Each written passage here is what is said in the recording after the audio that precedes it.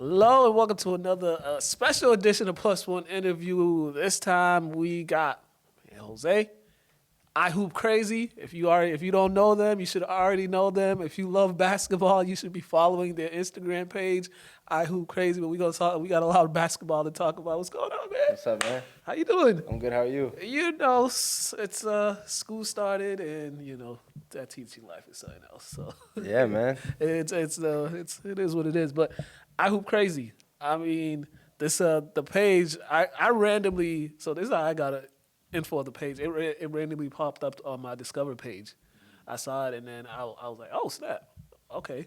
Then I saw some players I've seen before. Then I saw you guys did some stuff with some players out here. Like that's when I started following it. But when did you start with IHoopcrazy? I would say I started the page or the company 2 years ago. So like 2020 when COVID happened.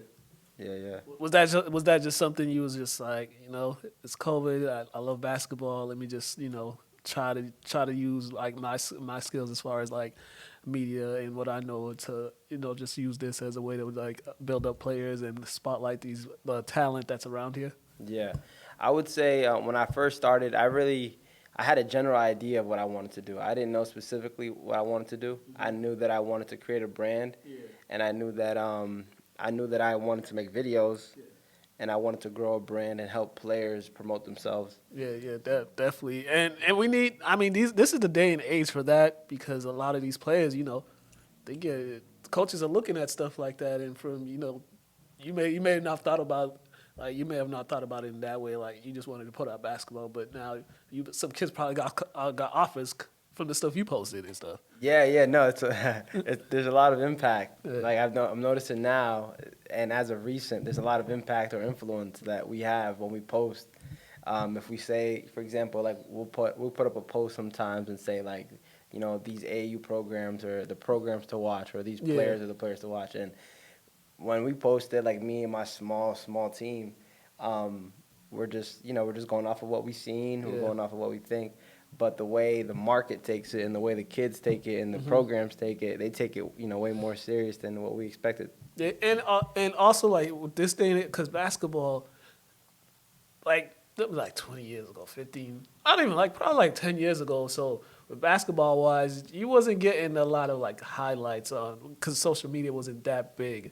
Mm-hmm. At that point, so it was kind of, you know, for those players that really weren't like on the cusp of getting scholarships, or you know, they were there but they just weren't there yet. Yeah, you could if they had this and they could get more film out, they probably would have got more looks. But nowadays they got his videos everywhere, so it's they could get offers just even if you know if they're not good if they're not there yet to be at that level, but some coaches will watch their tape and see the potentials in these videos, and they're like, oh, okay, we might bring him in and see what he does. Yeah, the mixtapes, like I said, they have a lot of impact on a lot of things. The first thing a college, you know, coach asks for or a scout asks for is film. Mm-hmm. You know, that's the first thing they ask for. So we're in the business of making film. You know, a lot of these kids need it, and I think on a street level, on the local level, I think the mixtapes they give you some sauce to your game, to your name. You know. Mm-hmm. And it gives you motivation too, because you know, say you're a player, you think you're good, you see a mix of another player who might be in the same class as you doing work, and you're just like, oh, this kid's doing this, he's getting all this. I need to get back in the lab, and you know, maybe because if I run into him one day, I don't want to be in there looking a fool, because you know I seen what he can do, and you come to the competition and you're not ready for it, even though you see what the person could do. Yeah, for sure. Yeah, and it's very deceiving too. I think it works both ways. Like, you know, you get a player that's not good, and, you know, they can finesse the camera. They know, you know, if they buy 7 games, that the video is going to come out good. Yeah. So that's what they do, and then when the video's out, you know, everyone thinks that they're as good as the video shows, but they're really not. Yeah. And usually it always plays out that way too, because once you get on the court, it's like, all right, this is where it really shows. Yeah, exactly. You can tell if you're a real hooper. You could tell, you know, through a good mixtape if the person is good or not. But sometimes there are some really good creators who do their job. You know. Yeah, definitely. I mean, for you having a small team, just trying to, you know, you can't be at every game and stuff. You know, how is it just trying to navigate throughout, we got high school basketball season, and you got the AAU circuit and stuff like that. How's it for you and your team just navigating through all that, because there's so many games and there's like so many things happening during basketball season. You can't get to all the games. Yeah. Navigating through the basketball season, there's so many, you and your team can't be at every game. How is it just how you guys navigate through these? How do you guys find which games to go to? Because you got basketball season, and once like high school basketball season's over, you got the AAU circuit happening. There's so many AAU games, AAU tournaments around, even here throughout the nation and throughout the state too. How you guys just are able to find a way to get to the important games and all that? Yeah, so for us, for IHoopcrazy, it's our media is a paid service with an extra eye. And I say extra eye because we're always watching the better players, the better games. So we're watching that, but for the most part, it's, the kids that pay for it, the parents that pay for it. That's how we target on, and who we target, the kids who want the videos. But we recently have this deal with the millwork, so that's our headquarters for a little while. Okay. For the fall and the spring. And so when we're there, I have my media team, we're on the floor, and then whatever teams come in and they want videos, they hook us, or they order from us and we hook them up, and it's really easy to get to because we're already on site. Yeah, definitely. You guys have not, you said that you highlighted a lot of players throughout the year. Who's some of the players that you were really like, wow, he's really doing amazing things? Okay. Or he or she is really doing amazing things, I should say. Yeah, I love the question. There's a lot of players that I think are really dope. I would say, and I have like my personal favorites, like Nay Adams from Tilton. Okay. She's crazy. Yeah. Kellen Priera. Yep, I don't know if I said her name right, her last Yep. name. From St. Mary's. Yeah, she just recently committed. Yeah. Shout out. I think three of them committed. Three of those players from St. Mary's committed already. There's just some players out there that, they're just fun to watch. So I would say those two are one of them. And then on the guys' side, you got so many. AJ DeMonsta, obviously. That boy he's only gonna be a freshman too. He's That crazy, is so. yeah. That is the scariest part about him and his game. It's just like you see how he plays, and you're just like, he's only 14. Yeah. He's crazy. He's like advanced too. He's like a grown man. Right? Yeah. Who else? I would say there's just so many. Yeah. Jamie Hill, Mason Hill. I'm a huge girls basketball fan. Yeah. Were you at that Letterfly Classic? No. Oh man, there was a girl, young lady. She's Asian. She was shooting that ball. I'm sorry, I forgot your name, but she's gonna be watching this. She's gonna be a sophomore, I believe. And I think I know who you're talking about. I'm not sure. Yeah, I'll find her in a second. Yeah. But yeah, she was. Her game was serious. Yeah. A few girls on my all-star team showcase. Armani's fun to watch. She's from Providence. You probably don't know her. Yeah, she's crazy. Tiara Gonzalez, she's fun to watch. From Providence. From Providence. Okay. Yeah. So those girls, they're fun to watch. Is there like a lot? I know Rhode Island, they got players too. They have the big man. He's like in Southern Cal right now. He went to Springfield Commonwealth for a while. Isaiah. Yeah, Isaiah.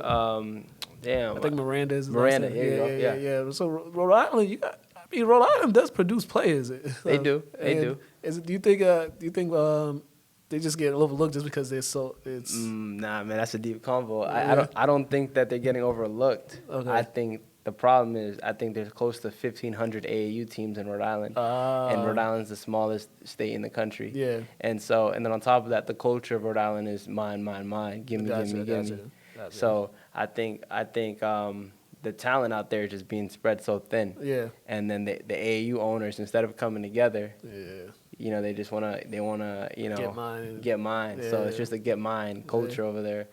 And the same with Mass, but Mass it's so big. Yeah. Yeah.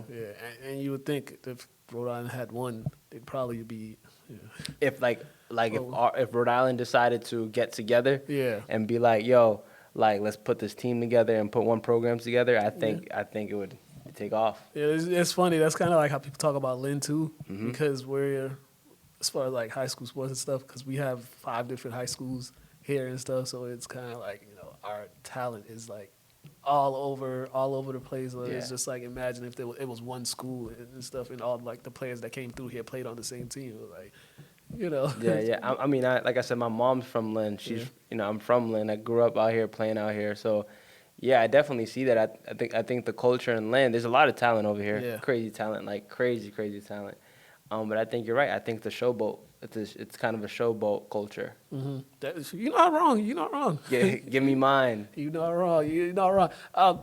As far as for you, man, how have you been able just to ease your mind with this? Because it's not easy running a company and building it up. It's like 4 years now. 2 years. 2 years. I'm sorry, 2 years now. Let's talk about the progress since you started it, and how the reception have you been receiving from just the people that want to work with you. Yeah, no, I think, so I think from the people itself, like we have a lot of clients that are happy. We have a lot of, like, our audience, and it's a media company, right? So, like our audience is our clients, we're getting a lot of good feedback. I think, like I said earlier, because of the influence that we're starting to have, we're starting to get a little bit of backlash from the industry itself.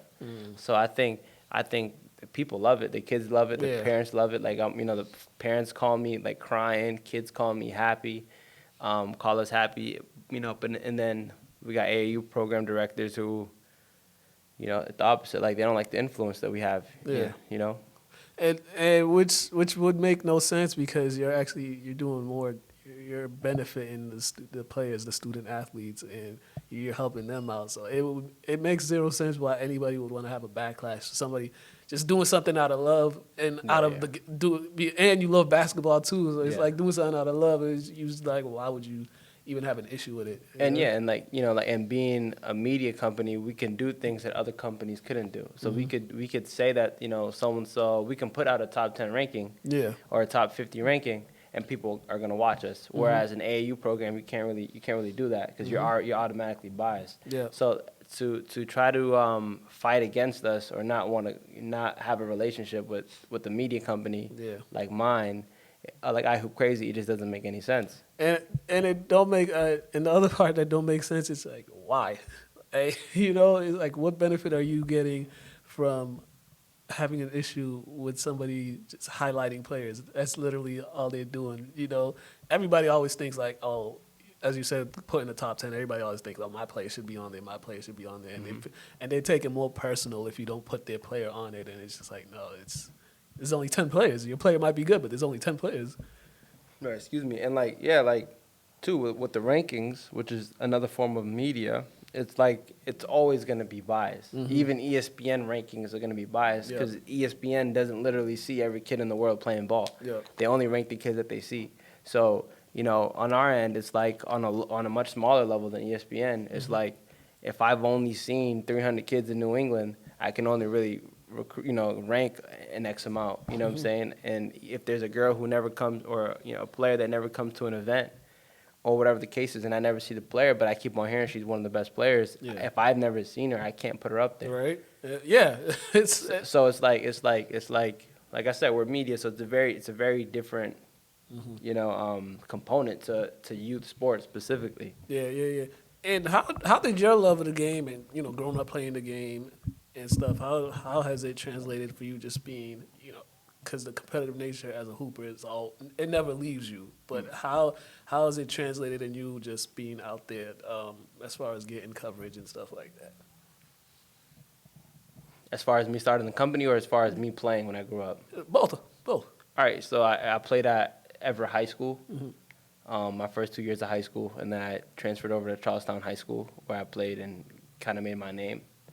And I noticed that when I first tried to transfer from Everett High School, I was going to come to Lynn Classical, Lynn English, and Charlestown High School. Those are my options. And they all said they wanted to see film. So I was like, oh, that's interesting. Okay, so now we get film together, and I would send it to schools, and then based off the film, I got a few schools that wanted, on a local level, that wanted me to play. So at that small level, I got to see that there was an importance as a player to have their own film. Yeah. There was that, and then when I played at Charlestown, seeing like Ja'Kai Doughton and Ty Perry and all those guys making or getting their mixtapes and getting their videos and how they use the media to help them. And I seen, okay, there's an entertainment factor to this, and there's a real need to it at the same time, so you could really have fun with it. Yeah. So from there, I went to CCRI, where I played at Community College, Rhode Island. The year I got recruited, they were D2. The year I went there, they ended up changing to D3. But we were the number 5 team in the country, and I remember telling my coach, we lost at the championship. I was like, hey, coach, we did pretty well. I did my thing. Can you help us with recruiting? Can you help me get some schools? And he was like, as a head coach, that's not really my job. Like, you have to contact schools yourself. And I was like, wow, that's kind of crazy. Yeah. So all I really did was do what I did in high school and got filmed together and sent it out. And then I emailed over 150 schools in a day. I was just sitting in the library just getting it done. And I got 2 scholarships off of the film. One school in Canada, and the other one was Penn State Schuylkill, which is an NAIA school, D2. And then I went, came down to a few dollars. They gave me a partial scholarship, so the school was $34,000 a semester. And they gave me 3/4 of a scholarship, so I only had to pay like $8,000 or something like that, $8,000. And then I couldn't pay it. I couldn't pay it, and then COVID happened, so I had to come back. And from there, I just started the company. But you all, just in that span too, you also got some life lessons out of that too, because it was just like your perseverance. You kind of, coach said he can't get you filmed, but you was kind of like, all right, let me just do it my way, and it kind of showed that it paid off too, Greg. You said you emailed over 100, and some of them came looking. Yeah, exactly. And so I was studying marketing. My major in college was marketing. So already off the rip, I was learning how to sell and promote. So I just figured, like, these colleges, these programs, even these AAU programs are making a lot of money off of me playing basketball for free. This is my product. This is my service. Yeah. And if I know how to promote it the right way and to the right people, I should get what I want. So, it's a matter of numbers. And then I also thought about it like, there's X amount of colleges from NCAA, NAIA, JUCO, you name it. And a school is looking for someone like me somewhere. Yeah.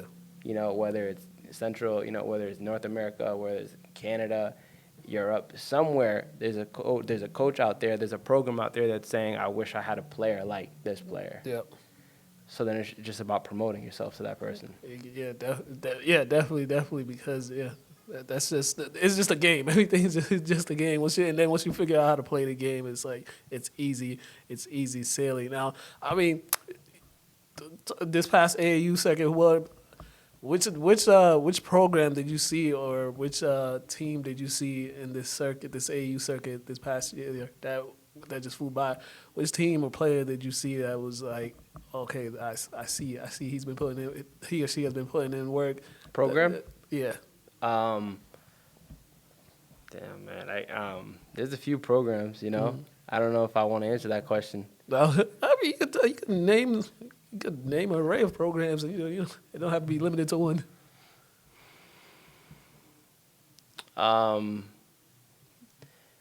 like Bay State Jaguars, and again, I'm gonna name girls programs. That's fine. On the girls' side, Bay State Jaguars is doing their thing. I like the Rivals and how they structure their program. I think Honey Badgers is a good program. Is that out here? That's in Attleboro. Well, it's out of Massachusetts, but they got kids from all through Massachusetts. Okay, gotcha. Honey Badgers. I think Team Providence has a lot of potential. I think MCW for sure. Yeah. I started with MCW, so I'm always a little biased. Ain't nothing wrong with being biased. Ain't nothing wrong with being biased at all. As far as you for like the next couple of years, what's kind of your, let's say, like 5-year plan with your company? Oh man, Or is that still a work in progress? I think where we're at right now, I don't think anybody's touching the space for a little while. Okay. You know, like mixtapes and youth media company. Yeah. You see a lot of kids making videos. Yeah. You see like Bobby Media's doing his thing, Connect Media's been doing their thing. I don't really see a company in the space. You know, we know the difference between a service and a company. Yeah.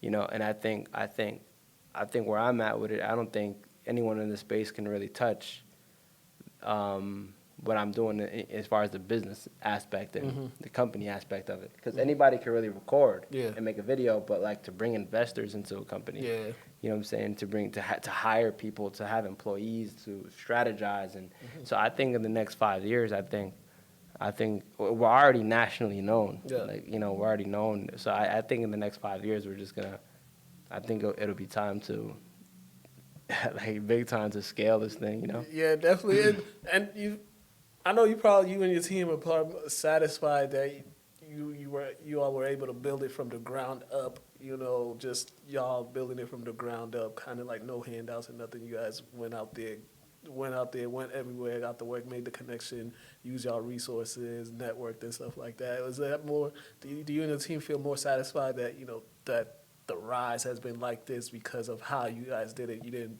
do like no around the way stuff, you know. There was a lot of ups and downs in the first 2 years, and we're going on to year 3. So I would say I'm happy that we went the route that we went and that we did what we did. But I'm not satisfied for sure. Yeah, you know, I definitely think that like we could grow this to a big company. You know, I'm 22. You know what I mean? Like, and this is already a nationally known company. So I don't think that we'd stop or slow down, but I'm very happy at the fact that, you know, we just been grinding.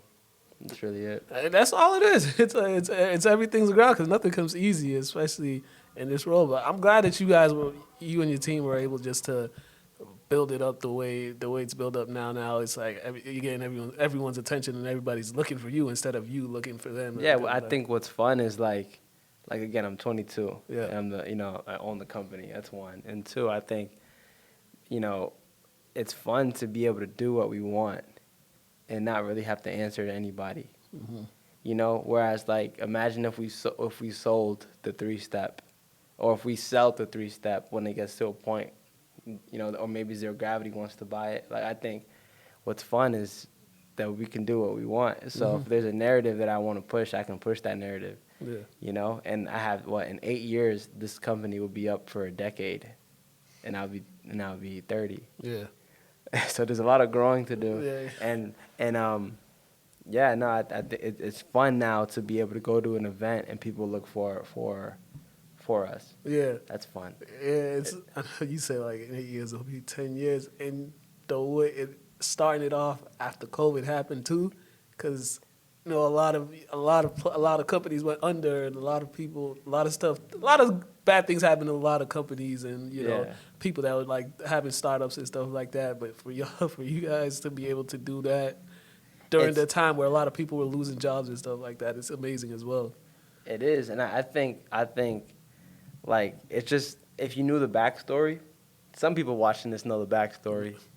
Not everybody does, but if you know the backstory, you'll be like, it's a movie. It's crazy. Like, it started with a camera, one kid and one camera, which was me, and then next thing you know, you start to grow the platform, and it's crazy how much having a following changes everything.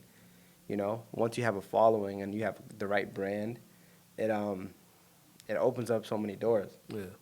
You have so much leverage because when we post a video, you know, we might get 5,000 views on it, and to be really humble, you might get only 1,000, but the 1,000, you know, is advertising, you know what I'm saying, and the likes are lead generators. So to a company that's like a corner store, or to a company that's like a fitness gym or whatever the case is, like those are lead generators.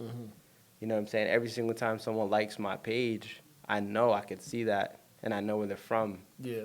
And I know if they're a woman or if they're a man. I know if they play ball or if they don't. And if you do the right things, you know, you'll know how to market to the right people. And not every company has that. Being in media, like we control, you know what I'm saying, the narrative, and we have the people. We're the business of. We're pretty much there for the people. That's pretty much it. The people kind of tell us what they want, and we just have to make sure we deliver on that as best as we could. Right, and the truth is, like, as a media company, we speak to the people. Like you said, the people tell us what they want. So if the people want to see a certain video, it's our job to produce that video. Yeah, it's our job to produce that narrative. Yeah, definitely, man. And so what you got lined up? It's almost time goes by so fast, and it's almost hoop season and all that.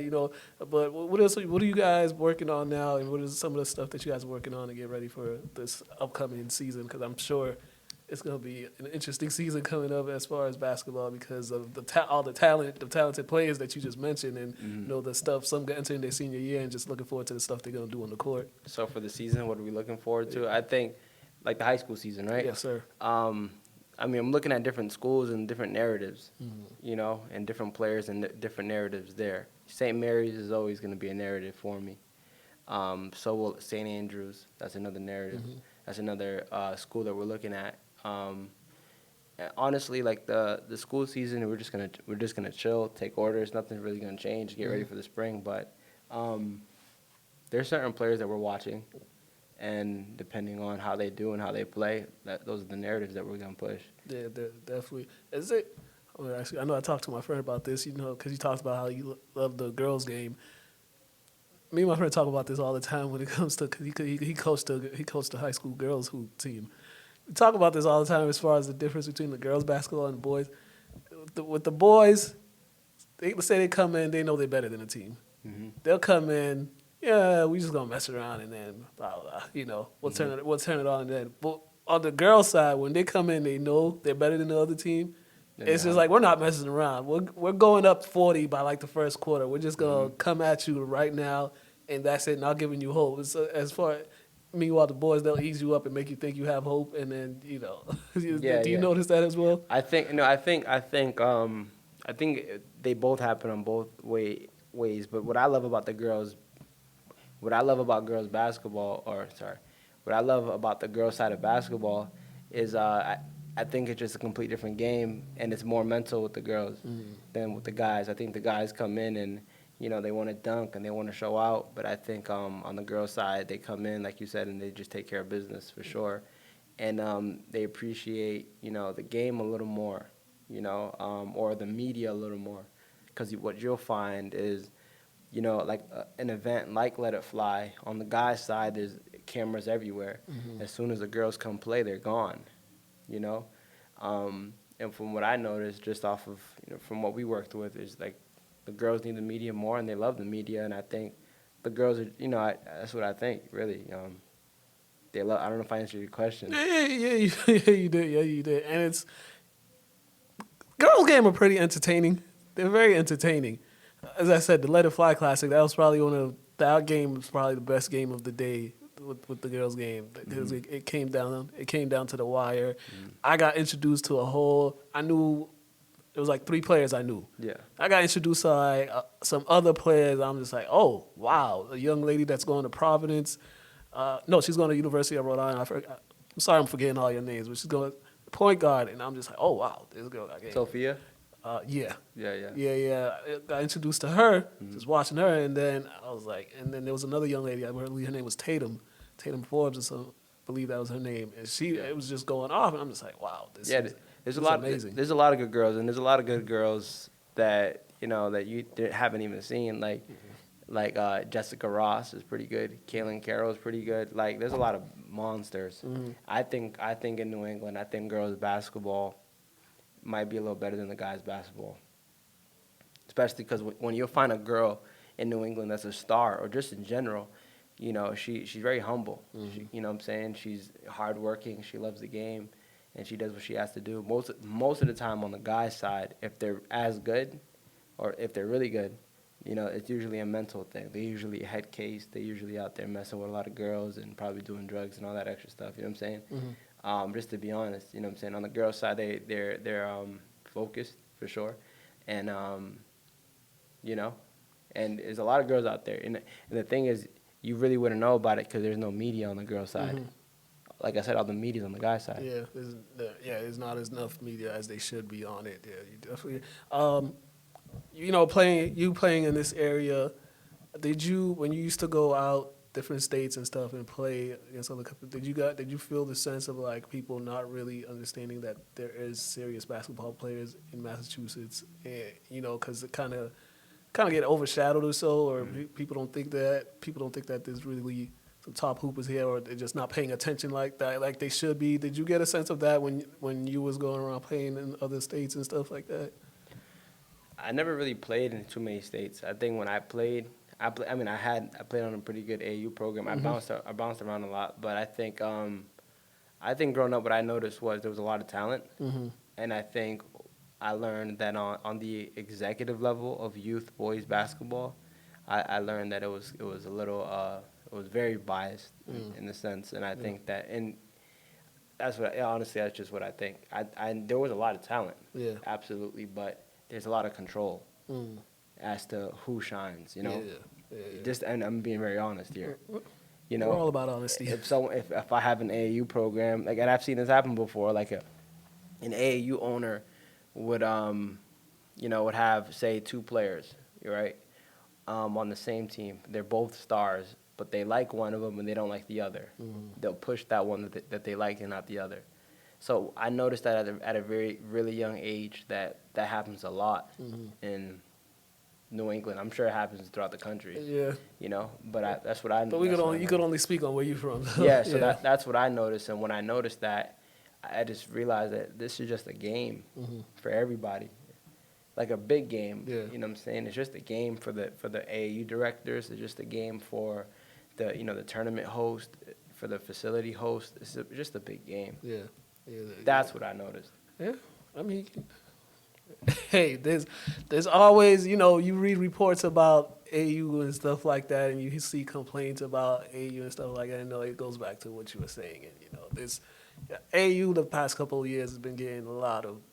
There's been a lot of backlash with how some programs are ran and how some of the people that run these programs are conducting themselves and how they're doing. Yeah, look, an AAU program like youth basketball, it's all business. Yeah, it's all business. You know what I'm saying? And so whether AAU programs, admit it or not, a lot of it is just business. And I'm not saying that there's not good programs out there, because there definitely are good people in this, but there are a lot of bad people in this. Yeah. And being in media, I can say what I want. I'm in media. Yeah. People are going to need camera regardless. So I could say that, but a lot of people in AAU aren't going to say that. And even if they are, they're not in position to speak out, because who's going to admit it? Who's really going to admit that? Not the owner. The player can't, because they're vulnerable. Yeah. Yeah, definitely, man. Oh, it's been good. It's been great, man. It's been great. I wish we could stay. We could talk for another 45 minutes or so, but time is running out. We got to get out of here. But before that, you heard what he said. There's nobody touching IHoopcrazy right now as far as mixtape media and all that. Let them know where they can find you, plug in your social media, website, and all that good stuff. Yeah, everything's on Instagram, so just go to IHoopcrazy, at IHoopcrazy on Instagram. You can see all our videos, and you can book us now. You can order a mixtape now. We're at the Millworks, but if you need one in Philly, New York, Miami, Lynn, Boston, it don't matter. Just DM me, and we could get you a mixtape. Yeah. There's over 700 posts on their page, so make sure you go check those videos out on their page, those mixes out, like them, share them, let the people know about it. Once again, Jose, man, he took the drive up here from Providence. So he was stuck in traffic a little bit, but he made it here. Appreciate you driving all the way out here. He's from Lynn, so you gotta show love to all Lynn folks, man. +1 interview. Have a great one. Thanks for having me, man. No problem, man.